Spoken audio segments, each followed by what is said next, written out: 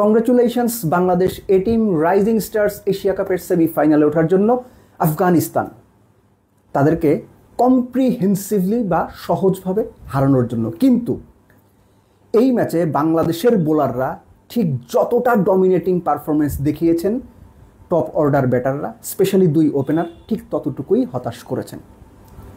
আফগানিস্তান কোনো মতে ৭৮ করতে পেরেছিল। First credit goes to Ripon Mondal. নিজের প্রথম ৩ ওভারের মধ্যে ৩ উইকেট তুলে নিয়েছেন। দ্বিতীয় ওভারে তার নিজের দ্বিতীয় ওভারে ২ উইকেট তুলেছেন। Second credit goes two Rakibul. দুর্দান্ত বল করেছেন। ৪ ওভার ৭ রান ৩ উইকেট। এবং একই সঙ্গে অহিন অফ স্পিনার, তিনিও ২খান উইকেট নিয়েছেন ৪ ওভারে ১৪ রান দিয়ে।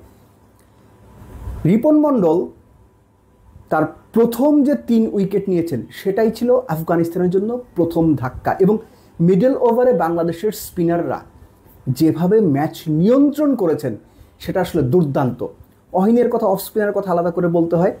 তিনি কিছুটা ফ্লাইট দেওয়ার চেষ্টা করেছেন, লেন্থ ভ্যারিয়েশন করেছেন, বেশ ভালো উইকেট থেকে সুবিধা পেয়েছেন। আর রাকিবুল সত্যিকার অর্থে সাদা বলে বাংলাদেশের আগামী যে স্পিনাররা ডমিনেট করবে বলে মনে করা হচ্ছে, Rakibul is one of them. এবং তিনি যে সবার ওপরে আছেন অন্তত এই ম্যাচ দিয়ে হলেও সেটা আবার বুঝিয়ে দিয়েছেন। বাংলাদেশ তৃতীয় ওভার, দশম ওভার, ১৭তম ওভার, রিপন মণ্ডলের কথা আগে বলেছি, তারপর অহিন এবং রাকিবুল,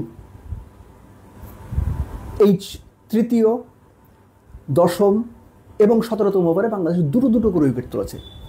অ্যাকচুয়ালি আফগানিস্তানকে বাংলাদেশের বোলাররা ঠিক কতটুকু চাপে রেখেছিল এটা যদি আপনি খেলা না দেখে থাকেন বিশ্বাসই করতে পারবেন না। আফগানিস্তান প্রথম বাউন্ডারি মেরেছিল ১ ওভার ২ বলে বোধহয়। পরের বাউন্ডারিটা মেরেছে ১৩ ওভার ৪ বলে গিয়ে। মাঝখানে প্রায় ৬৬-৬৭ বল আফগানিস্তান করে বাউন্ডারি বের করতে পারেনি। রাকিবুল তিনি যেভাবে ফ্লাইট অ্যাডজাস্ট করেছেন, কম ফ্লাইট দিয়েছেন এবং যখনই মনে হয়েছে যে ব্যাটসম্যান এখন হয়তো একটু অ্যাটাকিং হতে পারে তখনই কুইকার বল করেছেন স্ট্যাম্পে এবং দুজনকে তিনি বোল্ড আউট করেছেন।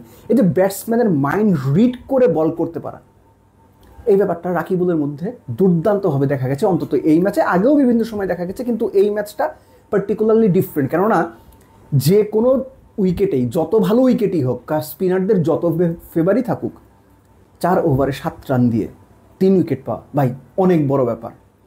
সো ৭৯ রানের টার্গেটে আপনি কীভাবে খেলবেন? আগের ম্যাচটা তো বাংলাদেশ মোটামুটি ৯ ওভার হাতে রেখে ১৬৭ চেস করে ফেলেছিল। হাবিবুর রহমান সোহান দুর্দান্ত একটা 100 করেছিলেন। ঠিক যতটুকু দুর্দান্ত 100 হাবিবুর রহমান সোহান করেছিলেন, এই পার্টিকুলার ম্যাচটাতে তাকে দেখে, তার ব্যাটিংয়ের ধরন দেখে মনে হয়েছে আরেকজন জাকের আলীকে দেখছি আমরা।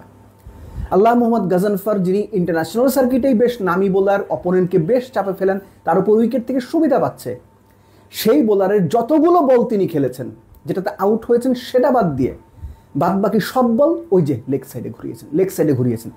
এই ম্যাচটা যে ১৫০ রান চেস করার ম্যাচ না, এই উইকেটটা যে ২০০ রানের উইকেট না, এই উইকেটে চাইলেই যে শট খেলা যায় না, এই উইকেটে সব বল মারতে যাওয়ার চেষ্টা এবং সেটা লেগ সাইড